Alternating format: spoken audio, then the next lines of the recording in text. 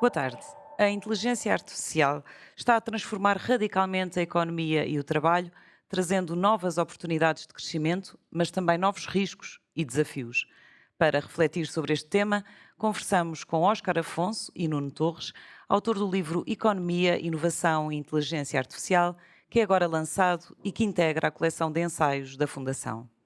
A esta conversa vai juntar-se também a cientista Elvira Fortunato, uma das mais reputadas investigadoras portuguesas, e o antigo primeiro-ministro e atualmente professor universitário Pedro Passos Coelho, para um debate sobre a forma como a inteligência artificial está a democratizar o acesso à inovação e a mudar os modelos de negócio.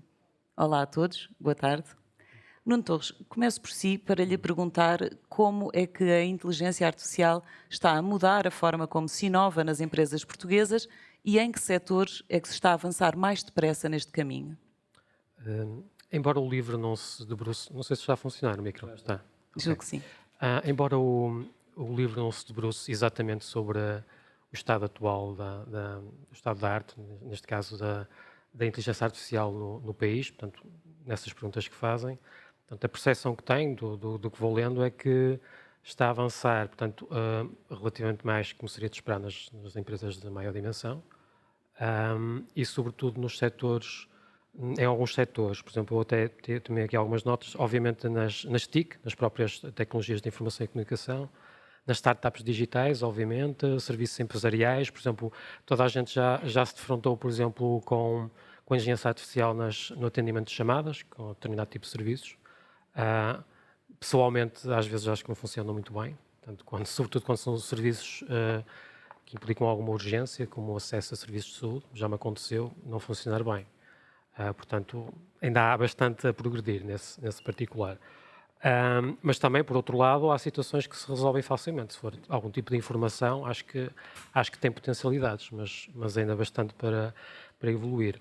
E em que setores é que estão mais Portanto, os setores é atrasados? como digo, por exemplo, a banca também, os seguros, centros de serviços partilhados, por exemplo, em serviços de back-office, sobretudo, as startups, as digitais.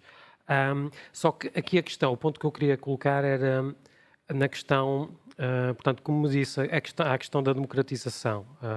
Portanto, as PMEs são inovadores, sobretudo incrementais, ou seja, não são inovadores radicais, não têm ideia formal, como o livro aponta, mas a inteligência artificial tem a potencialidade de lhes conceder ferramentas que no passado não tinham, que estavam mais perto das empresas de maior dimensão. Portanto, nessa perspectiva pode acelerar inovações incrementais, não a ideia formal, ou seja, conseguir fazer inovação de forma mais consistente sem ter ideia formal.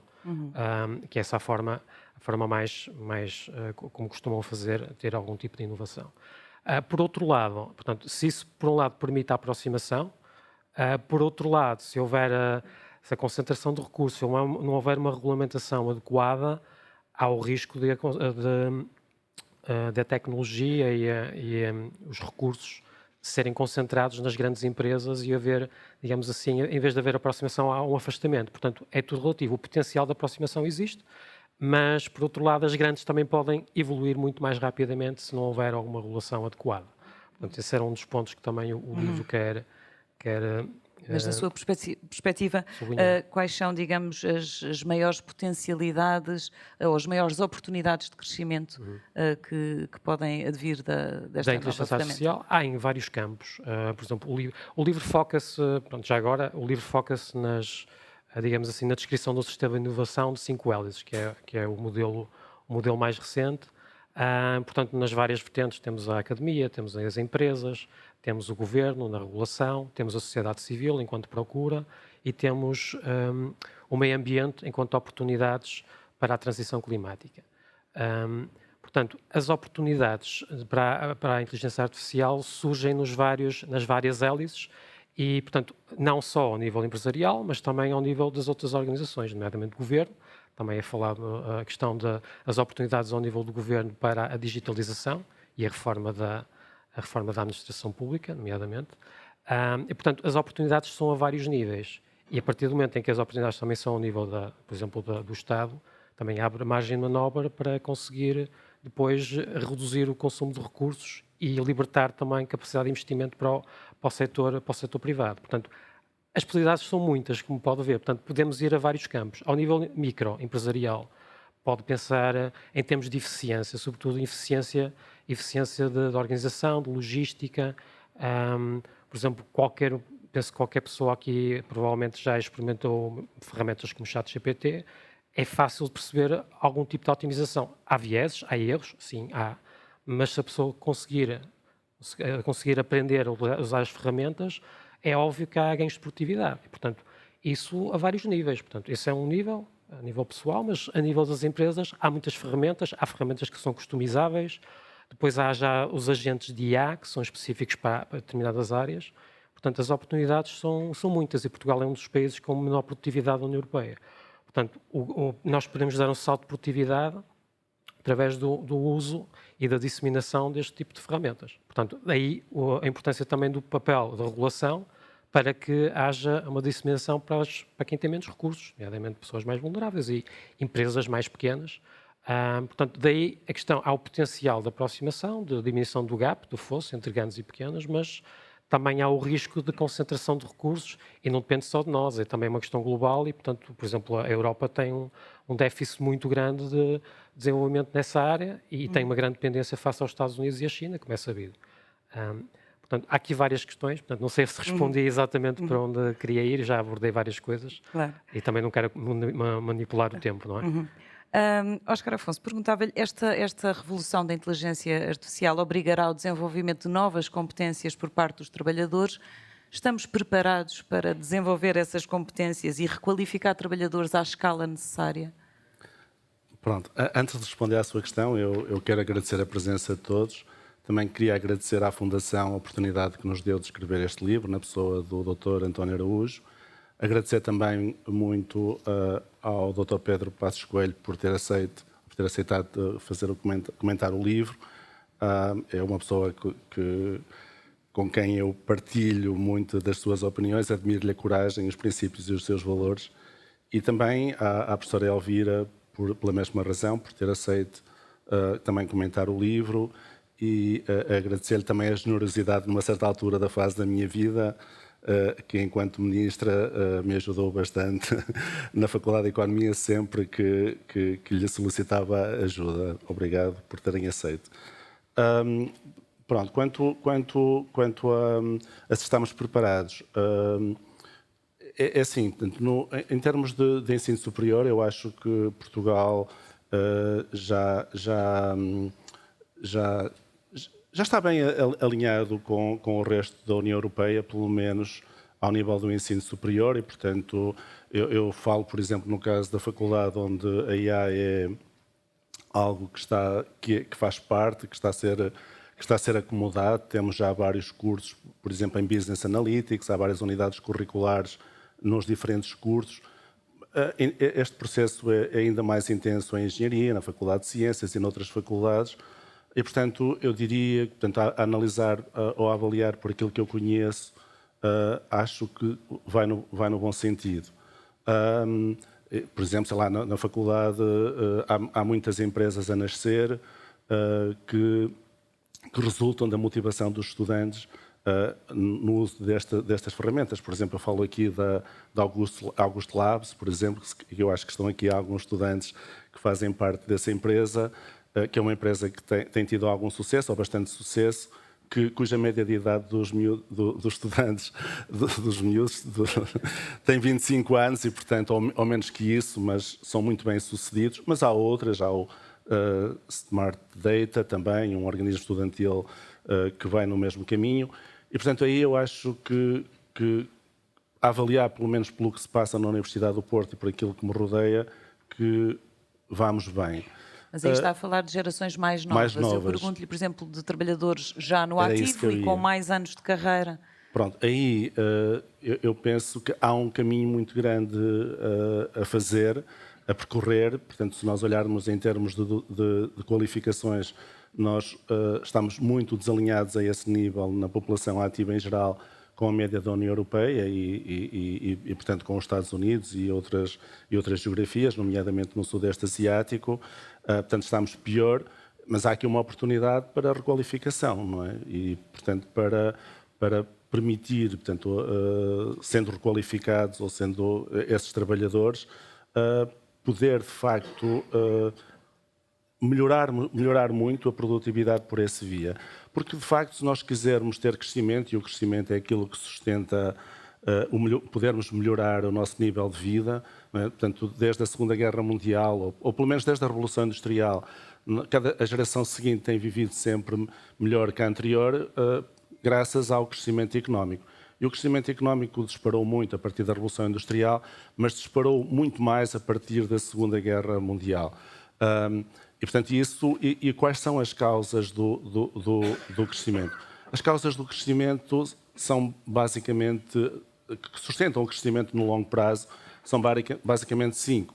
É a qualidade das instituições que temos, que podem ser melhoradas pela IA, e a quantidade e a qualidade dos fatores produtivos.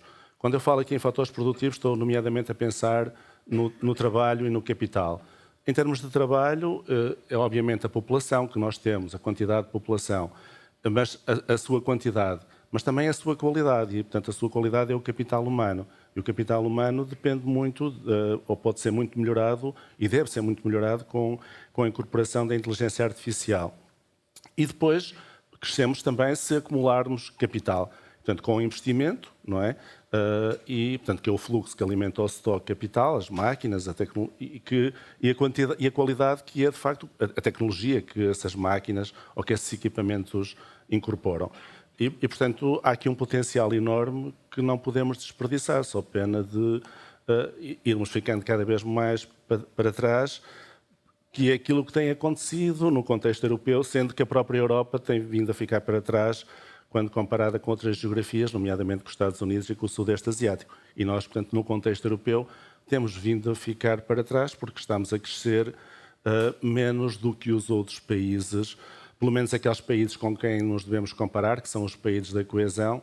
Andamos todos contentes porque momentaneamente estamos a crescer um bocadinho mais, ou temos vindo a crescer um bocadinho mais, mas temos vindo a crescer um bocadinho mais porque graças a fatores conjunturais. Basicamente temos um PRR muito generoso, tivemos um boom de turismo e tivemos um boom de imigração, não é? Entre 2017 e 2024, de acordo com estimativas, de acordo com dados nossos, não são dados nossos, são dados da AIMA, entraram em Portugal cerca de 165 mil imigrantes. Ora, com estes imigrantes todos, com o turismo e com o PRR generoso, deveríamos estar a crescer a 4%. Crescemos a 2% e andamos todos contentes. E, portanto, a nossa produtividade é de facto baixa, como disse o Nuno, e há aqui um potencial enorme que a inteligência artificial nos pode conferir no sentido de melhorarmos, de facto, a produtividade. E do lado dos riscos, que impacto é que a automação inteligente pode ter no emprego, nomeadamente ao nível da destruição de postos de trabalho?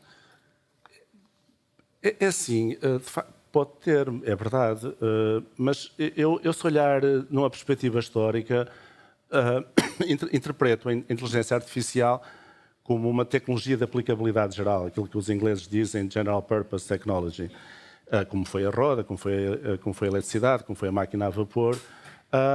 E sempre que houve essas revoluções, é verdade que momentaneamente pode haver empregos que são substituídos, mas eu acredito honestamente, pelo menos fazendo luz, olhando para a história, que outros empregos irão nascer e que não devemos estar preocupados com isso. Portanto, de facto pode haver aqui um período de ajustamento e de eliminação de alguns empregos, mas outros irão nascer. E, portanto, não estava muito preocupado com isso. Agora, devemos dotar as pessoas destes conhecimentos, sim. Dr. Pedro Passos Coelho, relativamente a esta questão, do seu ponto de vista, que tipo de medidas de políticas públicas podem, de alguma forma, mitigar estes riscos que existem, como sabemos, e também garantir que os ganhos de inovação trazidos pela inteligência artificial são verdadeiramente inclusivos e não beneficiam apenas as grandes empresas ou determinadas regiões? Ora bem, começando pelo princípio, queria agradecer aos autores o convite que me fizeram para poder estar aqui a conversar com eles também, sobre o miolo deste livro, que li com muito gosto. A Fundação Francisco Manuel dos Santos tem vindo, nesta área, a publicar algumas edições bastante interessantes e bastante úteis, penso eu. De resto, elas vêm referenciadas aqui também nesta edição e, portanto, cumprimento duplamente, quer a Fundação, quer os autores, por esta oportunidade. Segundo aspecto, eu creio que o professor Óscar Afonso, com quem tenho trabalhado e que, portanto, tem sido alvo de uma conversa bastante estendida à volta destas coisas também, já referiu um aspecto que é importante e que os economistas já há muito tempo têm por adquirido. Nós, para crescer de uma forma sustentada, partindo do princípio de que o crescimento pode ser uma boa alavanca para o desenvolvimento e, portanto, para corrigir assimetrias que nos possam parecer demasiado injustas na nossa sociedade, para tornar os proveitos desse crescimento ao alcance de todos, portanto, para ter uma certa justiça social, para ter um desenvolvimento equilibrado, precisamos, desde logo, de ter crescimento. E para isso não basta investir e não basta ter trabalhadores. Não é? Isso foi, do ponto de vista da ciência económica, uma questão que ficou esclarecida há muitos anos, há umas décadas valentes.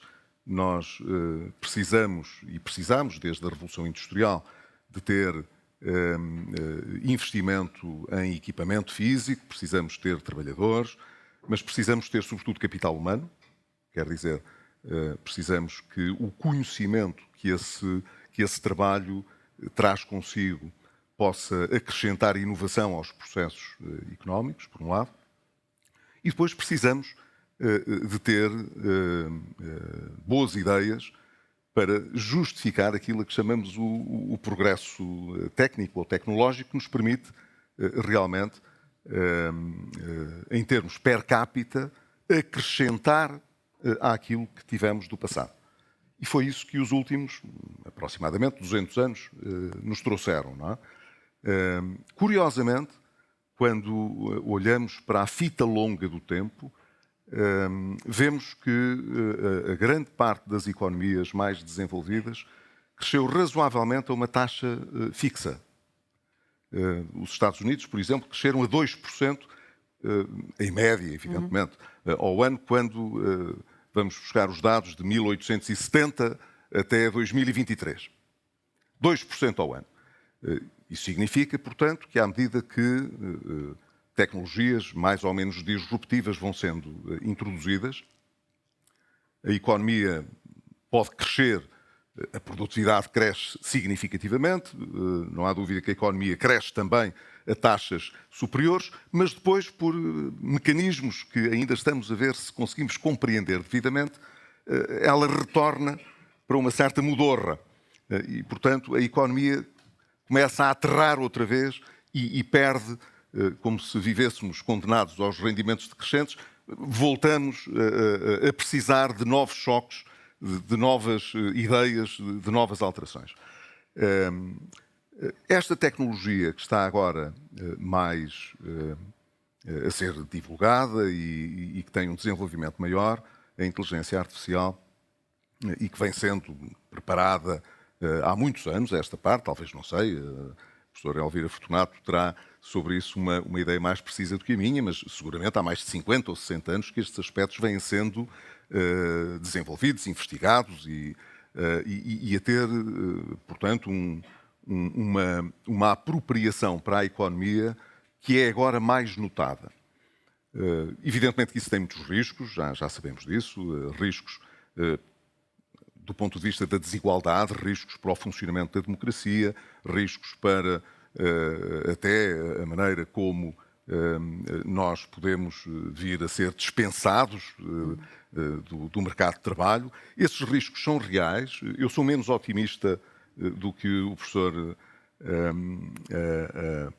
Óscar Afonso aqui mostrou nesse capítulo, porque me parece que é ao contrário do que aconteceu até aqui, em que sempre uma disrupção acabou com, nomeadamente a automação, acabou com uma série de profissões, mas trouxe outras.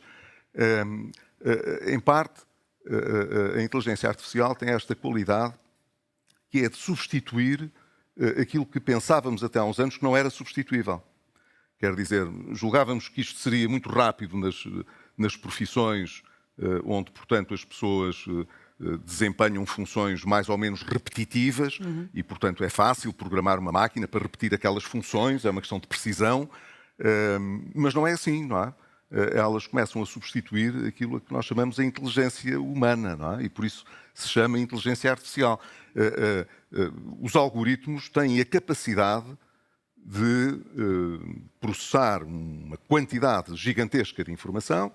Quanto mais a computação se desenvolve também, mais estes algoritmos têm uma capacidade maior de processar a informação, mas depois têm uma certa adaptabilidade, não é? Aprendem com os dados que vão estudando e atiram coisas cá para fora, interpretam os dados de uma forma que nós julgávamos que só era possível ser feito por humanos. E, portanto, não sabemos com rigor até onde é que esta substituição poderá ocorrer. Mas eu acho que desta vez o risco é um bocadinho mais forte do que foi no passado. E como nós sabemos, o passado é excelente para nos ajudar a ter uma boa perspectiva do futuro, mas como se debate na inteligência artificial, sempre que olhamos apenas para o passado, o mais que podemos fazer é tentar perceber o que é que o futuro será se não for muito diferente do passado. Mas se for muito diferente do passado, o passado ajuda-nos pouco.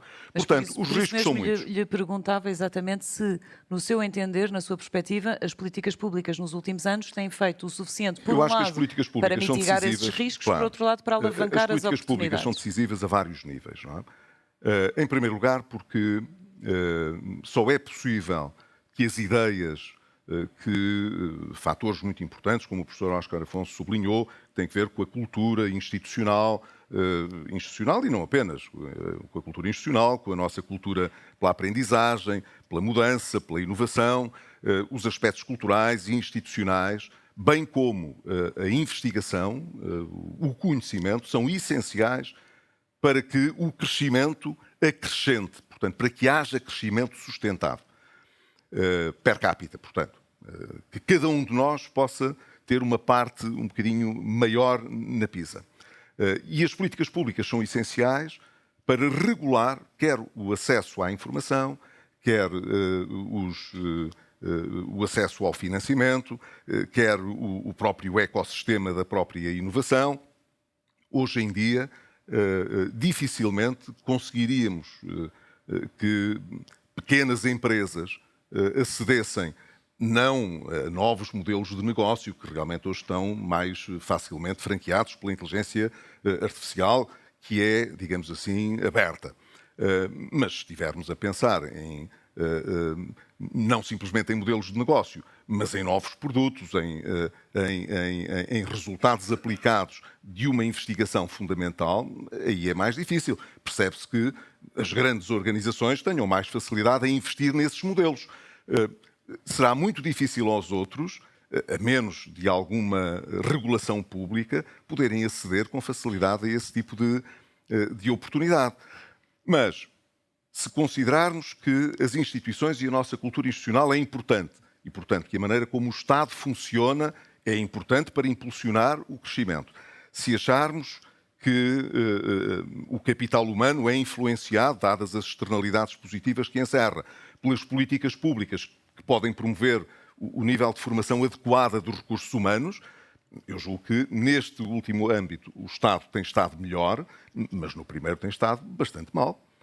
O Estado hoje ainda é um óbice muito grande ao crescimento da economia. E cada vez, me parece, a sua qualidade tem vindo a cair de forma mais gravosa. E isto, portanto, enfim, já houve vários partidos com o governo, portanto, isto não é uma questão partidária, é uma questão que nos devia fazer refletir com seriedade. Há qualquer coisa, fala-se muito da reforma do Estado, mas faz-se pouco por isso. E a inteligência artificial funciona para a reforma do Estado como para a economia e para as empresas. Se os processos não mudarem, não vale a pena estar a investir em digitalização e em máquinas e em... Se os processos não evoluírem, a gente não avança. Mas em Portanto, concreto, não de ganha forma- eficiência. Em concreto, de que forma é que o Estado deve apoiar as empresas e a economia a aproveitar ao máximo as potencialidades da inteligência Desde artificial? logo usando a inteligência artificial. Por exemplo, nós nos sistemas de incentivos que temos e que estão contratualizados com a União Europeia, usamos mal o financiamento europeu destinado à investigação e ao desenvolvimento. Aplicamos mal. Porquê? Porque há já avaliação suficiente sobre isso e a inteligência artificial poderia aí desempenhar um processo ainda mais de uma alavancagem maior, porque nos permitiria fazer exaustivamente esta conclusão muito mais depressa e, portanto, sermos muito mais seguros nessa caracterização. Mas aquela de que já temos mostra, em primeiro lugar, que há uma espécie de empresas que se especializaram na captação desses fundos e que impedem que outras possam aceder a eles. Ponto 1.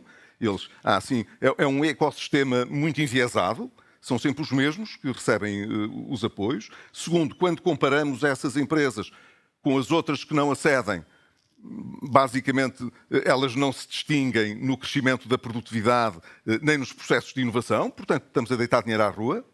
Basicamente o que estamos a dizer é que aquelas empresas que aproveitam esses financiamentos, sim, crescem, inovam, mas nem crescem, nem inovam mais do que as outras que não recebem. Há aqui alguma coisa que não está a funcionar bem.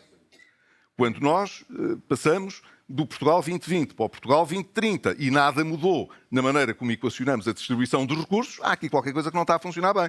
O Estado não está a usar a inteligência artificial para tirar conclusões, para mudar os processos, para investir de outra maneira, por exemplo. E isso hoje é urgente. Professora Elvira Fortunato, a par das empresas, as universidades e os centros de investigação são fundamentais do ponto de vista da inovação. As instituições de ensino superior portuguesas e os centros de investigação estão, do seu ponto de vista, a inovar, digamos, ao ritmo que a inteligência artificial exige e a conseguir, de facto, aproveitar ao máximo esta nova ferramenta? Em primeiro lugar, muito obrigada pelo convite, é um gosto de estar aqui. Queria também dar os parabéns aqui aos autores, ao professor Oscar Afonso e ao professor Nuno Torres. Queria cumprimentar aqui também o Dr. Passos Coelho. Queria já agora lembrar, queria também cumprimentar a audiência por estarem aqui hoje num final de tarde e não muito agradável em termos de tempo, mas queria também recordar que hoje, 11 de fevereiro, é o Dia Internacional das Mulheres e das Raparigas na Ciência. Foi um dia instituído em 2015 pela Assembleia Geral das Nações Unidas, exatamente como temos também, por exemplo, o primeiro dia, o Dia Internacional da Mulher. Temos hoje, 11 de fevereiro, o Dia Internacional das Mulheres e das Raparigas na Ciência, exatamente para alertar a sociedade que ainda é preciso mais mulheres na ciência, em especial mais mulheres. Aliás, o mundo precisa de mais ciência e a ciência precisa de mais mulheres. Pronto, feito este pequeno preâmbulo, que acho que é importante. Aliás, eu hoje passei o dia todo a falar em escolas e em atividades relacionadas com isto. Mas relativamente à questão que me colocou do ensino, como é que a inteligência artificial está ou vai ajudar na área do ensino e da investigação, eu gostaria de dizer, para já, o livro lê-se muito bem, eu concordo com tudo aquilo que está escrito, portanto é um livro pequenino, eu gosto de ler coisas, o nosso tempo é sempre cada vez mais pequenino, portanto é um livro que se lê bem. E gostaria de dizer o seguinte, eu sou geralmente uma pessoa otimista e vejo na inteligência artificial, estou otimista. Acho que, como qualquer tecnologia que surge, e mesmo sendo mais disruptiva, é evidente que tem riscos. Não há nenhuma tecnologia que não tenha riscos, como é evidente. Tudo depende da forma como nós a utilizamos e, acima de tudo, da regulação que existe sobre essa tecnologia. Portanto, eu acho que nós, aliás, como foi dito aqui pelos autores no livro, isto acaba por ser uma ferramenta, é como a eletricidade, é como a internet, portanto é uma ferramenta que nós, se a soubermos utilizar, vamos progredir muito e vamos beneficiar muito, Mas se não a soubermos utilizar, lá está, é como tudo, portanto qualquer tecnologia tem um lado preto e um lado branco. Na área do ensino e da investigação, no ensino nas universidades, portanto eu falo mais pela Nova, que é aquela que eu conheço melhor, e especialmente a Faculdade de Ciência e Tecnologia, que é onde eu dou aulas. Portanto, eu penso que o sistema, não posso falar das outras, mas nomeadamente na escola onde eu estou, as coisas não estão a evoluir, se calhar, à velocidade que eu desejaria que estivessem. Portanto, nós somos, nomeadamente os professores universitários, também são às vezes um bocadinho conservadores, e eu penso que eu não posso chegar a uma aula, por exemplo, e os meus alunos saberem mais de uma tecnologia que hoje em dia está na mão de qualquer pessoa do que nós que estamos a ensinar. Portanto, isso também mostra que nós próprios temos que, porque já não somos deste tempo tão tecnológico, temos que também aprender, nós próprios, e acima de tudo, a forma, eu acho que a inteligência artificial, especialmente na área do ensino superior, acaba por ser também um desafio grande, porque a forma como nós, professores, ensinamos vai ter que mudar radicalmente.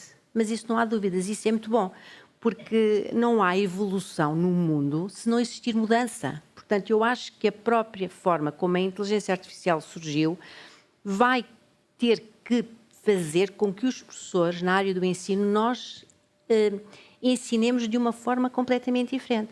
Portanto, temos que privilegiar muito mais, se calhar, métodos que utilizávamos antigamente, desde discussões orais, desde saber exatamente, para ter a certeza sobre aquilo que os alunos aprenderam, se é real ou não. Aliás, eu costumo dizer, eu não fico mais inteligente, zero, com a inteligência artificial, mas que fico muito mais produtiva, e qualquer pessoa fica muito mais produtiva, isso é um facto. E, por outro lado, temos que também permitir aos alunos, e utilizando todas estas ferramentas, um ensino mais tipo em grupo, um ensino mais na resolução de problemas, porque eu estou numa escola que forma engenheiros, portanto, os engenheiros, quando saem das universidades, vão para uma empresa, não trabalham de forma isolada, trabalham em equipa. E nós temos que também trabalhar, se calhar, na nova forma como estamos a ensinar, promover muito mais o trabalho em grupo, o trabalho em equipa e a resolução de problemas. Portanto, tudo positivo, eu acho. Agora, acho que estamos a uma velocidade mais lenta do que aquela que deveríamos estar.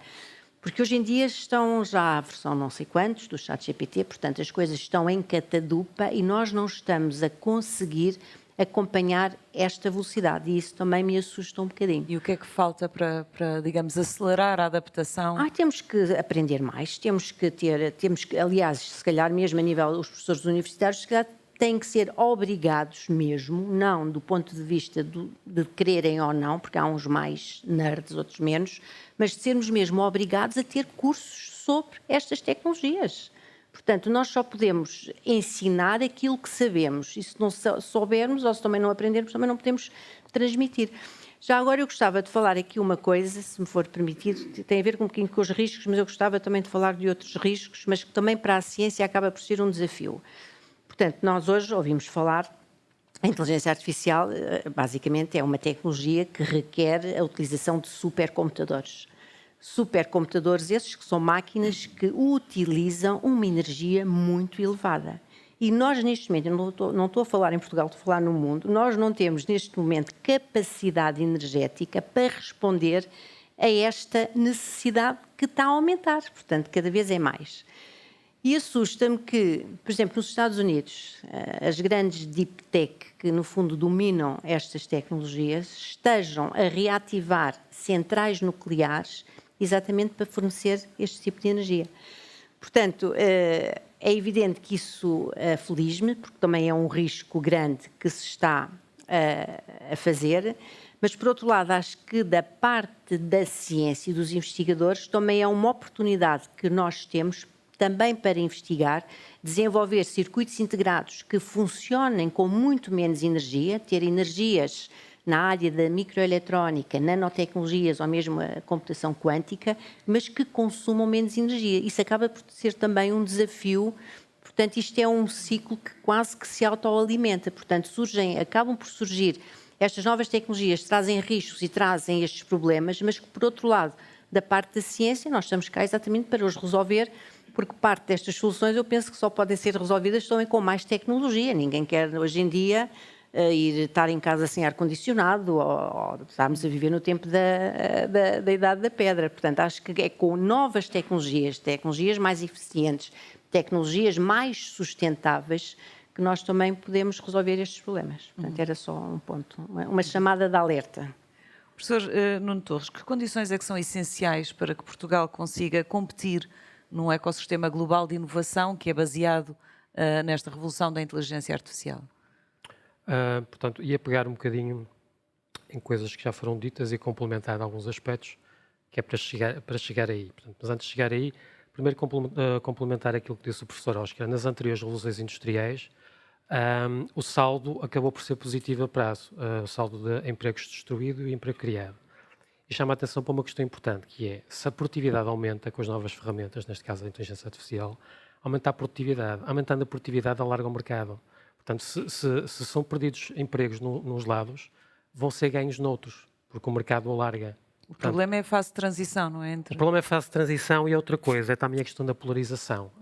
Portanto, se as tarefas rotineiras são substituídas, significa que vai haver trabalhos intermédios, digamos administrativos e outros, que vão desaparecer. Portanto, a questão é que dos que desaparecem, se vão para cima ou se vão para baixo. Ou seja, se são para os muito qualificados ou para os baixos qualificados. Daí a necessidade de requalificação. Portanto, para chegar onde estava a sua questão, digamos que em Portugal vai ser preciso requalificação das gerações mais antigas que são muito pouco qualificadas no contexto europeu. Se as jovens já comparam bem, e muitas delas imigram porque não têm trabalho qualificado cá em Portugal, não é? O nosso modelo produtivo e de especialização está especializado muito em atividades de baixo valor acrescentado e baixa produtividade, como o turismo e outro. Portanto, a questão, então, é se nós temos que, por outro lado, nos que vão para baixo, nos que estão em baixo, há muitas profissões que não são substituíveis. Por exemplo, um canalizador.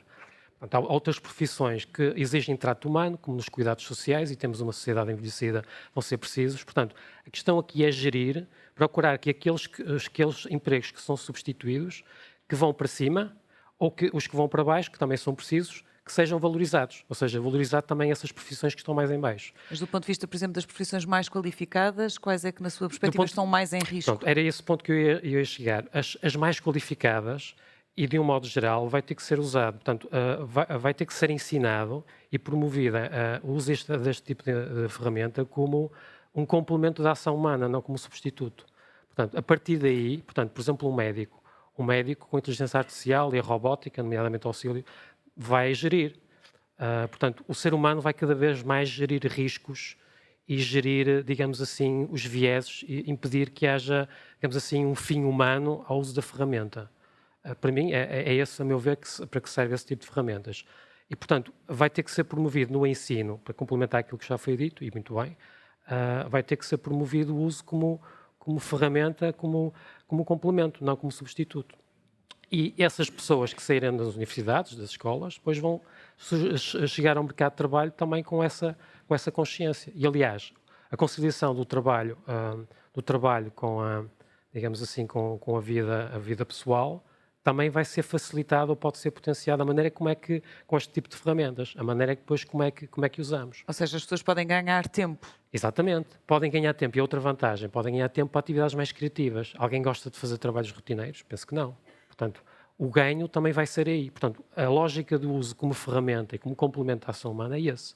Agora, há trabalhos, portanto, se este tipo de lógica for implementada, vão desaparecer menos por um lado, desaparecer menos postos de trabalho. Por exemplo, uma secretária, teoricamente, pode ser substituída por este tipo de ferramenta, mas também pode, por exemplo, substituir o chefe em determinado tipo de portanto, pode evoluir, pode fazer um upscale e tornar-se mais produtiva naquilo que é rotineiro.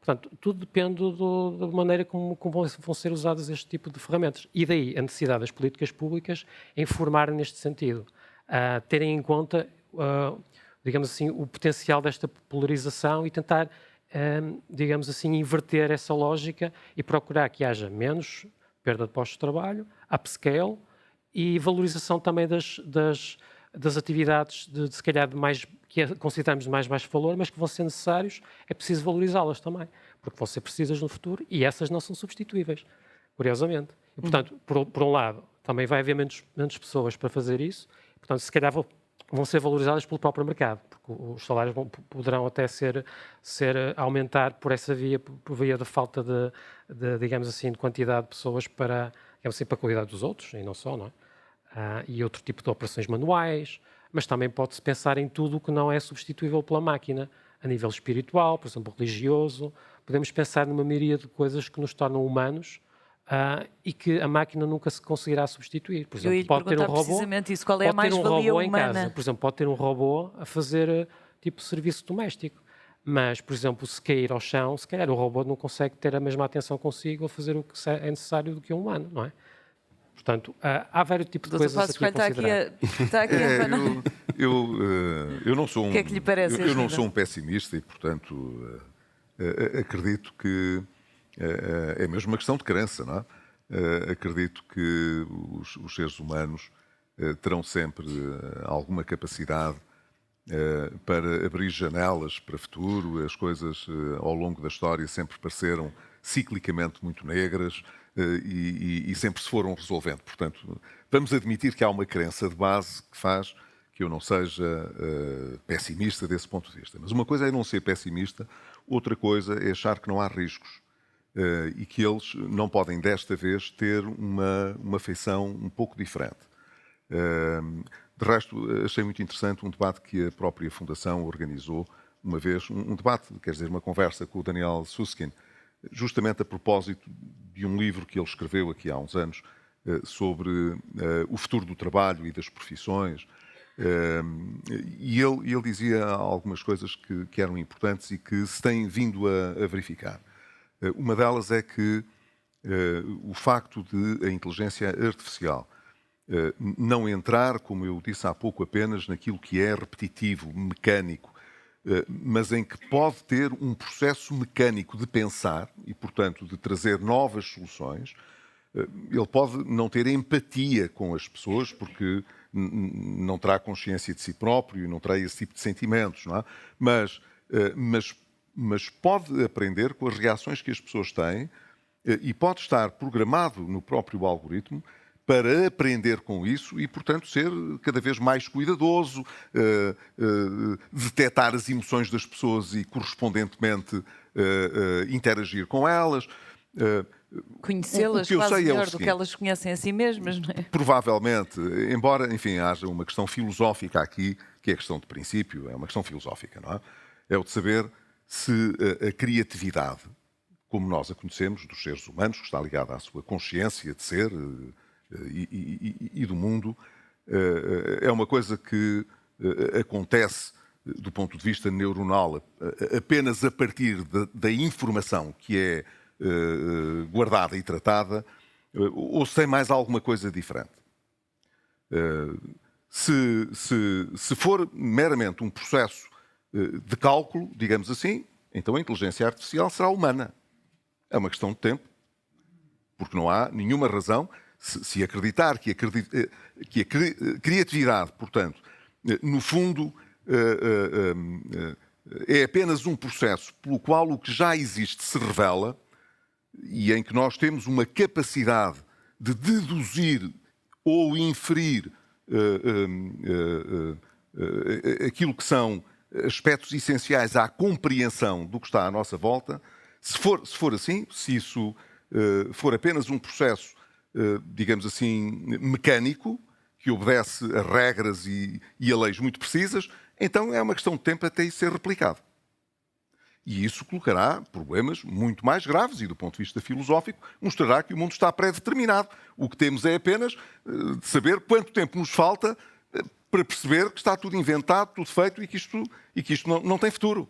Não existe. Portanto, em que a história é um processo de revelação de uma coisa que está finita, que acabou, que está escrita desde que começou. Eu, filosoficamente, não me situo nesta perspectiva, está a ver? E, portanto, acho que há mais alguma coisa na criação humana e que, portanto, ela não é simplesmente substituível por qualquer máquina. Mas admito que cada vez as pessoas serão menos precisas para assegurar respostas à produção de bens e serviços que são necessários à vida humana. E, nesse caso, põe-se dois problemas muito complicados. O primeiro é saber, do ponto de vista do crescimento, desde o Bumol, que nós sabemos que a taxa de crescimento está, de certa maneira, presa àquela que é a taxa de crescimento do recurso que é mais raro. Quer dizer, o recurso que é abundante tende, na automatização, a embaratecer o custo do bem ou do serviço que é produzido. Por essa razão, o seu rendimento cai e o peso no PIB cai também. E o recurso que é mais raro, digamos assim, é aquele que se torna indispensável ao crescimento, partindo do princípio de que o crescimento só funciona quando todos os recursos são mobilizados, em proporção diferente, mas quando todos são mobilizados. Se o fator humano se tornar mais raro nesse processo, porque é facilmente substituível, então ele crescerá a um ritmo menor e a economia no futuro tenderá a crescer ao ritmo do crescimento desse fator. E se esse fator não crescer, nós vamos ter um problema com o crescimento. Podemos ser altamente produtivos para aqueles que estão a trabalhar, cada vez menos, mas cada vez menos as pessoas terão de que viver, porque não serão precisas para produzir nada. Isso não é só assim nas coisas que são mais mecânicas. Perguntarei, eu não sou jurista, mas aqueles que trabalham na área jurídica, pergunto quantas peças importantes hoje já não são produzidas com grande qualidade pela inteligência artificial. Quantos juristas são dispensáveis para fazer esse processo? Cada vez mais. Não há nenhuma dúvida sobre isso. O mesmo na medicina. Hoje há processos de fazer intervenção cirúrgica mais precisa, com menos erro, do que um bom cirurgião é capaz de fazer. Porquê? Porque aquilo que consideraríamos a sua clínica, a sua repetição, a sua experiência de ter operado muitas vezes, de estar com a mão muito feita, não compara com o que um robô pode fazer. Provavelmente, muitos dos médicos que vamos ter serão mais engenheiros do que médicos daqui a alguns anos. E o daqui a alguns anos não é daqui a 20 ou 30, é se calhar daqui a 10 ou 15. Agora, eu diria assim, se cada vez as pessoas vão ser... Este processo não é um processo instantâneo, demorará algum tempo e sim, ainda haverá emprego a ser criado e devemos atuar, digamos assim, para promover um uso da inteligência artificial que durante todo esse processo, até que a própria investigação científica nos mostre, nos revele melhor quais são os limites da inteligência artificial. Talvez aqui a senhora professora possa acrescentar mais do que eu.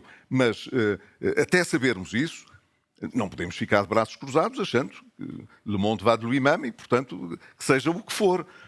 Nós temos no que respeita às políticas públicas, como aqui há pouco se disse, partir deste princípio. Se a inteligência artificial se baseia numa ferramenta que cada vez será mais difundida e acessível, e, portanto, acessível a todos, os países que se querem distinguir têm de saber onde é que estão os seus gargalos. E os seus gargalos de crescimento não serão o da tecnologia que é conhecida por todos e que pode ser apropriada por todos. Há outros fatores que fazem a diferença. Quais são, no nosso caso, os que podem fazer a diferença? Lá está, a qualidade das instituições, a capacidade de investir adequadamente no capital humano. E aí nós temos um atraso grande em relação aos nossos parceiros. Despendemos muitos recursos em coisas que nos acrescentam muito pouco e, por isso, como já é notório, quando olhamos para as previsões da maior parte das instituições internacionais, veja qual é a previsão que há para crescimento do PIB per capita a partir de 2027. É miserável. É miserável. E mesmo sem ser per capita, é miserável, quanto mais o crescimento per capita. Regressaremos à nossa tendência de longo prazo, que é na casa de 1%, 1,1%, à volta disso. Se continuarmos assim, Não é a inteligência artificial que nos vai salvar, porque a inteligência artificial está ao alcance de toda a gente, até daqueles que já são mais produtivos e que já estão bastante à nossa frente.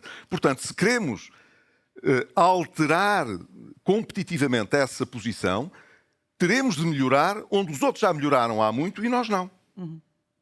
E aí temos mesmo muito que fazer. Professor Óscar Afonso, o nosso tempo passou a correr e certamente nem mais uma hora seria suficiente para tudo o que há a falar, mas já ultrapassámos. Pedia, de facto, para terminar, o livro elenca um conjunto de recomendações práticas que visam consolidar a inovação como um pilar do desenvolvimento sustentável. Perguntava-lhe, para concluir, especificamente no caso de Portugal, quais são as recomendações práticas a ter em conta? Não posso voltar a dizer, comentar, não tenho mesmo mais tempo. Só. Pronto, eu gostava também de fazer, muito rapidamente, só para fazer, gostava que ficasse aqui feita a distinção entre, por um lado, robótica e inteligência artificial, não é? E, sei lá, por exemplo, desde os anos 80, todos nós sabemos que cada vez os trabalhadores qualificados têm vindo a aumentar, portanto, a oferta de trabalhadores qualificados tem vindo a aumentar, e ainda assim o salário dos trabalhadores qualificados face aos trabalhadores não qualificados tem vindo a aumentar também. Quem propôs uma explicação para isso, a mais consensual, existia uma teoria, existia a teoria do comércio internacional, que se baseava, para quem é de economia, no corolário de Stopper Samuelson, que dizia que em cada país ganham mais os detentores do fator abundante. E, portanto, os países mais desenvolvidos, quando estão a exportar produtos, exportam trabalho qualificado, e isso faz com que os seus salários sejam cada vez maiores face aos não qualificados. Mas se nós aplicarmos esta teoria a todos os países do mundo, não funciona, porque nos menos desenvolvidos é precisamente o contrário.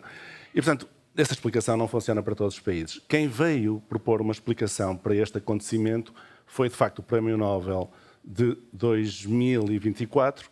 O Acemoglu não ganhou o Prémio Nobel por isto, ganhou o Prémio Nobel com o James Robinson por causa das instituições, mas, efetivamente, ele propôs a Direct Technical Change, que diz que a tecnologia ou o progresso técnico que é potenciado pela inteligência artificial, portanto, que está enviesado para os trabalhadores mais qualificados, que os torna mais produtivos e por isso eles ganham mais.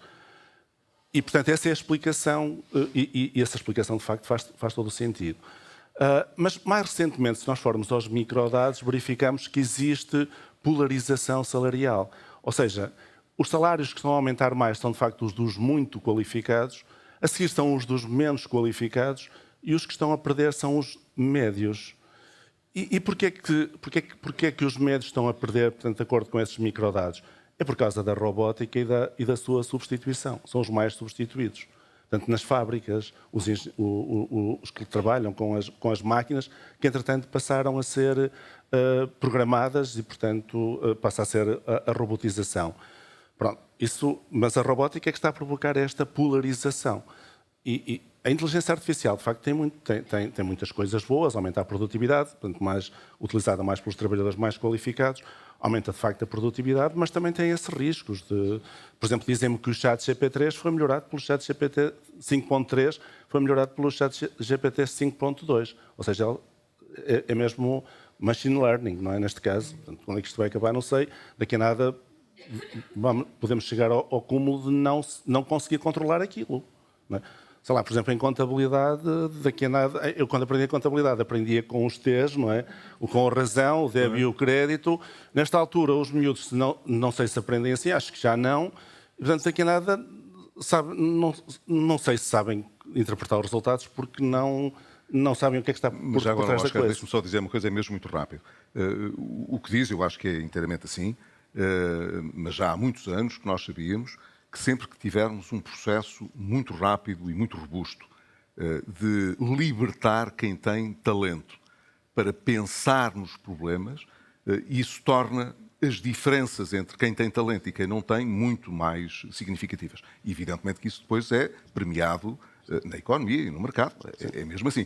Esses riscos estão a aumentar exponencialmente. Exponencialmente. Era isto que eu queria dizer. Pronto, e por isso é que as políticas públicas, por exemplo, em termos de equidade, aqui podem ter algum papel, não é, para promover a equidade, porque o Estado basicamente tem três funções: é aumentar a eficiência, promover a equidade e garantir a estabilidade macroeconómica e o crescimento, não é? Diria eu. E, portanto, pode ter aí um papel relevante. Mas ia dizer qualquer coisa que, entretanto, E me mesmo perdi. para terminar, a mesmo questão para das terminar, então, recomendações pronto. práticas, então, a ter em conta.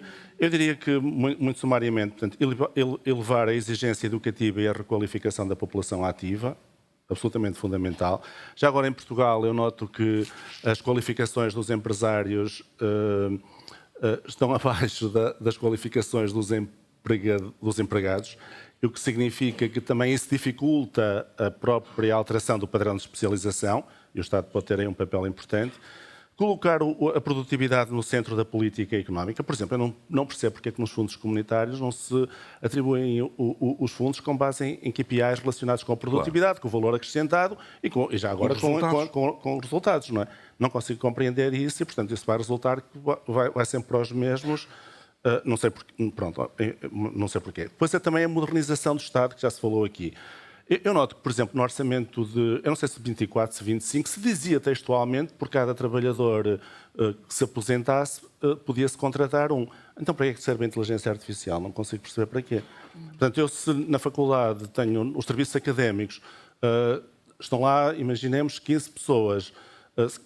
Sempre que se reforma uma pessoa, é substituída por outra. Para que é que me serve a inteligência artificial e a informática e tudo isto? Não consigo perceber. Portanto, a modernização do Estado português deixa muito a desejar e, portanto, acho, como todos nós sabemos, não é? E a burocracia. Sim, mas está relacionado, pronto, ou que está conectado. Depois, reforçar a ligação entre a ciência e o mercado e garantir que a inovação contribui para o desenvolvimento económico sustentável e inclusivo, não é? Com políticas adequadas neste sentido. Ok. Professor Óscar E as sugestões Afonso. do livro são ótimas, devo dizer. A gente não... Exatamente. Professor Óscar Afonso, professor Nuno Torres, muito obrigada aos autores e também à professora Elvira Fortunato e ao Dr. Pedro Passos Coelho por terem enriquecido este debate que é de facto extraordinariamente interessante, ao mesmo tempo preocupante e aliciante. Sim, sim. Muito obrigada a todos. Obrigado. Obrigado. Obrigada.